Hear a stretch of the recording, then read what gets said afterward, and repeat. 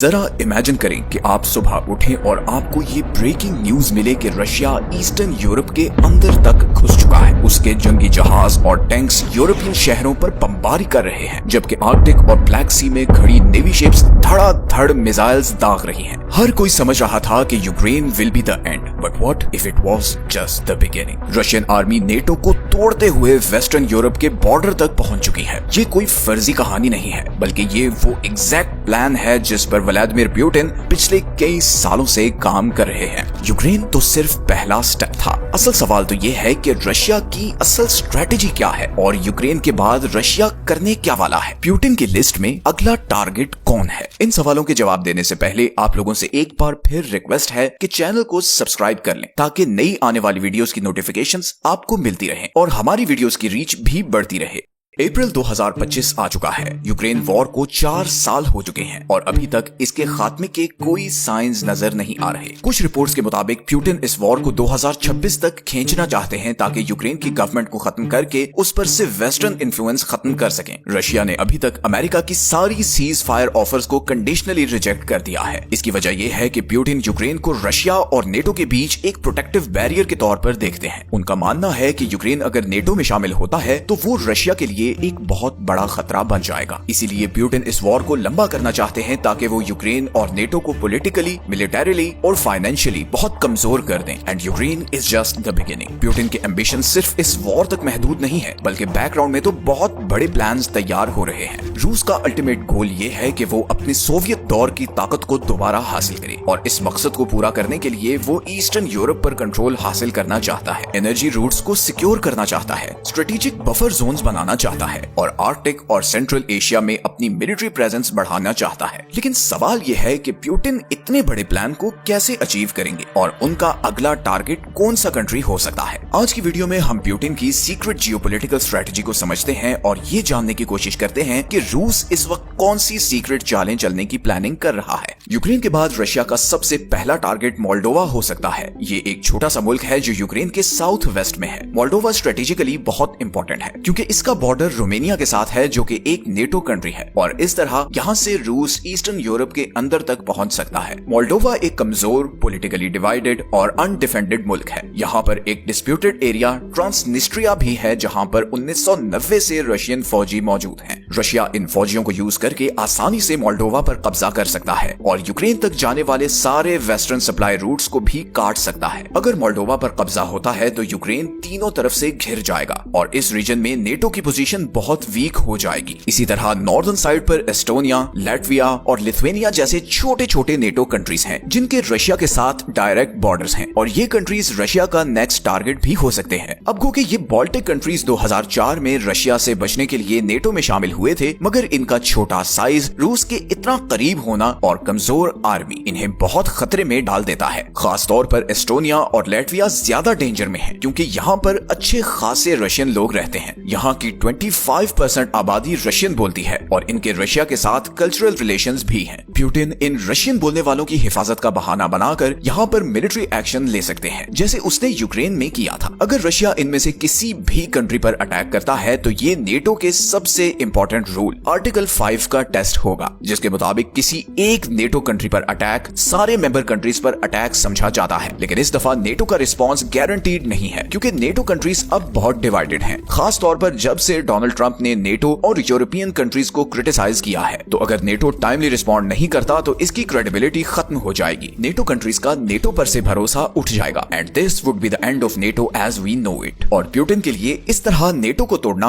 एक बहुत बड़ी जियोपॉलिटिकल विक्ट्री होगी। इसके बाद पुतिन का अगला टारगेट जॉर्जिया होगा, एक छोटा मगर स्ट्रेटेजिक लिहाज से बहुत इंपॉर्टेंट मुल्क, जिस पर रशिया ने 2008 में एक छोटा सा अटैक भी किया था। इस अटैक के नतीजे में रशिया ने अबखाजिया और साउथ ओसेशिया जैसे 2 इलाकों को अपने कब्जे में ले लिया और ये आज भी रशिया के कंट्रोल में है। जॉर्जिया नेटो में शामिल होने की भरपूर कोशिश कर रहा है, लेकिन क्योंकि वो अभी तक नेटो का हिस्सा नहीं है तो इसलिए वो सबसे ज्यादा वनरेबल है। लेकिन जॉर्जिया रूस के लिए इतना इंपॉर्टेंट क्यों है? असल में जॉर्जिया एक ऐसी लोकेशन पर है जो उसे यूरोप, एशिया और मिडिल ईस्ट का गेटवे बनाती है। इसी तरह जॉर्जिया के पास कुछ बड़ी एनर्जी पाइपलाइंस का कंट्रोल भी है, जैसे बाकू टिबिलिसी सेहन ऑयल पाइपलाइन और साउथ कॉकेसस पाइपलाइन। ये पाइपलाइंस कैस्पियन सी से गैस और ऑयल यूरोप तक पहुंच जाती हैं और फिलहाल इन्हीं पाइपलाइंस की वजह से यूरोप को रशियन ऑयल और गैस का ऑल्टरनेट मिला हुआ है, जिसकी वजह से यूरोप की रशियन ऑयल और गैस पर से डिपेंडेंस कम होती जा रही है। अगर रूस जॉर्जिया पर मुकम्मल कब्जा कर लेता है तो वो इन पाइपलाइंस को बंद करके यूरोप को एनर्जी क्राइसिस में डाल सकता है। इस तरह यूरोप एक बार फिर रशियन ऑयल और गैस पर डिपेंडेंट हो जाएगा। इसीलिए रशिया के लिए जॉर्जिया पर कब्जा सिर्फ जमीन हासिल करने से कहीं ज्यादा इंपॉर्टेंट है। पुतिन एनर्जी सप्लाई को हथियार बनाकर यूरोप को इकोनॉमिकली वीक करना चाहता है और जैसे जैसे यूरोप की इकोनॉमी वीक होगी, नेटो के अंदर इख्तलाफात बढ़ते चले जाएंगे और उनके लिए फ्यूचर में रशिया के खिलाफ इकट्ठे लड़ना और भी मुश्किल होता चला जाएगा। यूरोप से हटकर सेंट्रल एशिया, खास तौर पर कजाकिस्तान भी रशिया के लॉन्ग टर्म प्लान्स के लिए बहुत इंपॉर्टेंट है। कजाकिस्तान न सिर्फ एरिया के लिहाज से बहुत बड़ा है, बल्कि ये ऑयल,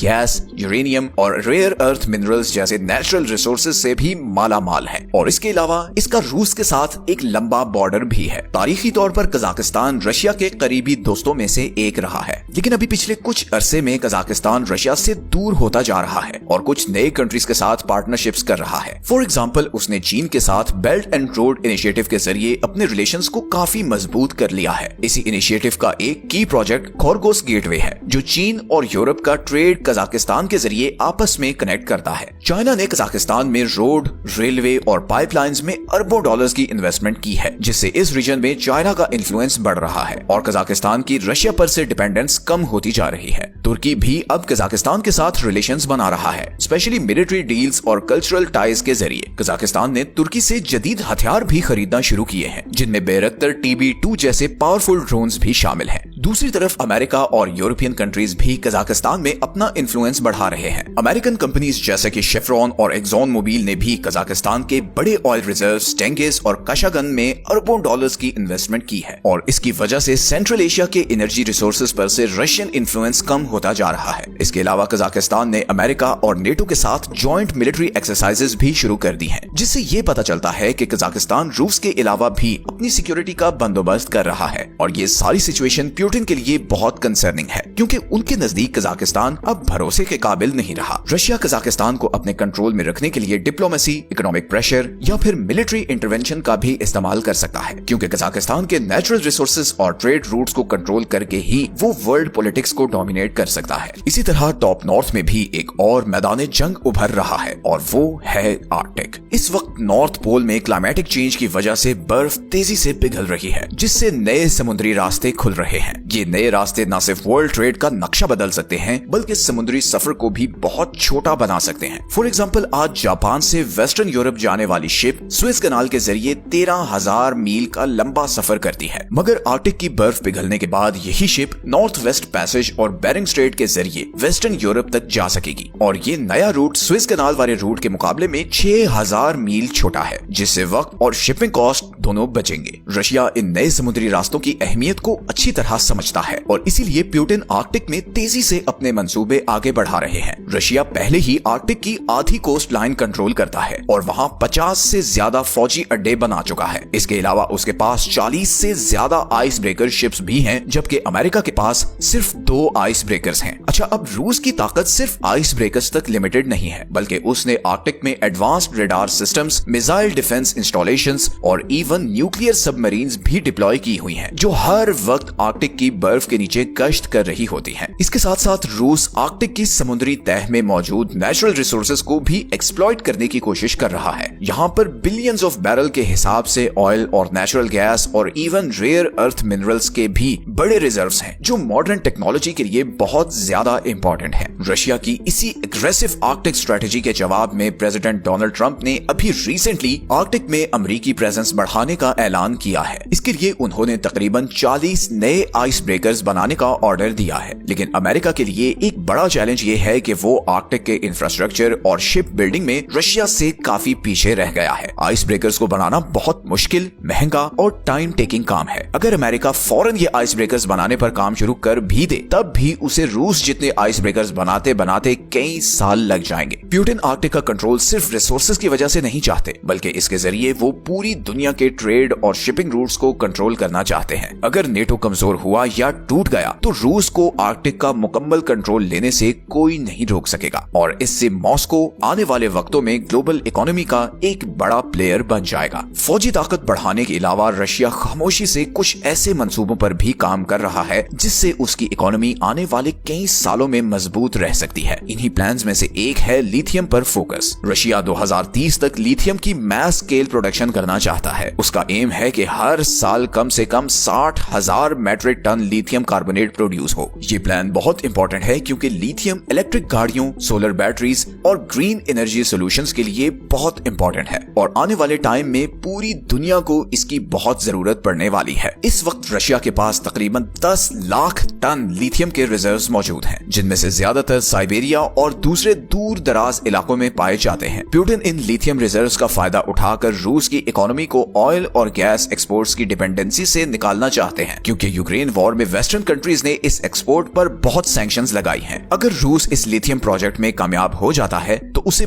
पूरी दुनिया की इलेक्ट्रिक कार इंडस्ट्री को डोमिनेट करने से कोई नहीं रोक सकेगा और फिर उसे किसी सैंक्शन से भी कोई फर्क नहीं पड़ेगा। यही वजह है कि व्लादिमीर पुतिन इतने बड़े और खतरनाक कदम उठा रहे हैं। उनकी ये स्ट्रेटजी रैंडम नहीं है, बल्कि उनका असल मकसद रूस को दोबारा सोवियत यूनियन के दौर वाली वर्ल्ड सुपर पावर बनाना है। पुतिन ये ओपनली कह चुके हैं कि सोवियत यूनियन का टूटना 20वीं सदी का सबसे बड़ा जियोपॉलिटिकल सानहा था और जब से वो इख्तियार में आए हैं वो इस नुकसान को ठीक करने की मुसलसल कोशिश कर रहे हैं। पुतिन ने बहुत तेजी से रशियन आर्मी को दोबारा मजबूत बनाया है। डिफेंस बजट को यूरोप से भी ज्यादा कर दिया है, यूरोप पर एनर्जी सप्लाई के जरिए दबाव डाला है और रशिया की डिप्लोमेटिक रीच को पूरी दुनिया तक फैला दिया है, खास तौर पर उन कंट्रीज तक जो मौजूदा वेस्टर्न सिस्टम को नापसंद करते हैं, जैसे चाइना और ग्लोबल साउथ के सारे कंट्रीज। लेकिन पुतिन का असल मकसद इससे भी कहीं बड़ा है। वो एक ऐसी दुनिया चाहते हैं जहां ग्लोबल पावर और इकोनॉमी किसी एक मुल्क के कंट्रोल में ना हो, खास तौर पर अमेरिका के, बल्कि ये दोनों चीजें कई कंट्रीज के कंट्रोल में हो। इसी मकसद को हासिल करने के लिए रूस, चीन और ईरान जैसे मुल्कों के साथ रिलेशंस बना रहा है। साथ ही में वो उन कंट्रीज के साथ भी नए अलायंस बना रहा है जो वेस्टर्न कंट्रोल के खिलाफ हैं। आज रशिया का सबसे बड़ा एलाय चाइना है, क्योंकि इन दोनों मुल्कों का एक ही मकसद है कि अमेरिका की डोमिनेंस को खत्म किया जाए। इसी मकसद के लिए रूस चीन को बहुत ही कम रेट्स पर तेल और गैस भी दे रहा है। रशिया और चाइना के बीच ट्रेड अब $200 बिलियन क्रॉस कर चुका है और आज चाइना रशिया का सबसे बड़ा ट्रेडिंग पार्टनर है। इस पार्टनरशिप की सबसे खास बात यह है कि दोनों मुल्क अमेरिकी डॉलर के बजाय अपनी अपनी करेंसीज में ट्रेड कर रहे हैं ताकि यूएस डॉलर को कमजोर किया जा सके। दूसरी तरफ रूस और ईरान के रिलेशंस भी काफी मजबूत हो चुके हैं। खास तौर पर सीरिया और यूक्रेन जैसे कॉन्फ्लिक्ट्स में ये अलायंस खुलकर सामने आया, जिसमें ईरान रूस को ड्रोन्स और मिसाइल सप्लाई कर रहा था जिन्हें वो यूक्रेन में इस्तेमाल कर रहा था और इसके बदले में रूस ईरान को लेटेस्ट 4G टेक्नोलॉजी दे रहा था और उसे वेस्टर्न सैंक्शंस बाईपास करने में भी मदद कर रहा था। इसी तरह इन दोनों कंट्रीज का अलायंस अमेरिका, नेटो और इसराइल तीनों के लिए खतरे का बायस बन रहा है। लेकिन पुतिन की स्ट्रेटजी सिर्फ चीन और ईरान तक महदूद नहीं है, वो उन कंट्रीज के साथ भी रिलेशंस डेवलप कर रहा है जो अमेरिका और यूरोप के कंट्रोल से तंग आ चुके हैं। भारत, ब्राजील, सऊदी अरेबिया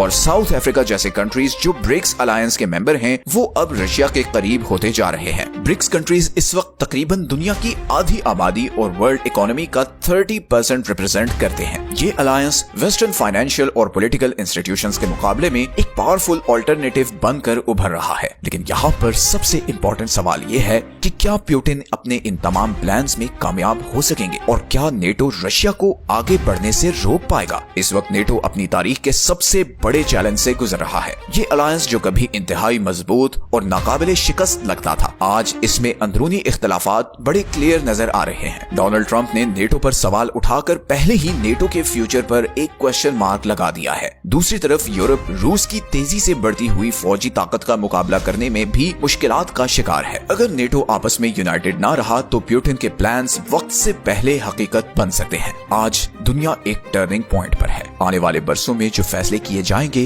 वो अगली कई सदियों तक वर्ल्ड जियोपॉलिटिक्स को अफेक्ट करेंगे। क्या यूरोप यूनाइटेड रहेगा या फिर वो दबाव में आकर बिखर जाएगा? और क्या रूस वाकई नया वर्ल्ड ऑर्डर लाने में कामयाब हो जाएगा? इन सवालों के जवाब ही दुनिया का मुस्तकबिल तय करेंगे। अगर आपको ये वीडियो पसंद आई है तो इसे लाइक जरूर करें और मजीद ऐसी वीडियोस देखने के लिए चैनल को सब्सक्राइब कर लें। मिलते हैं अगली वीडियो में एक और इंटरेस्टिंग टॉपिक के साथ। अपना ख्याल रखें। अल्लाह हाफिज।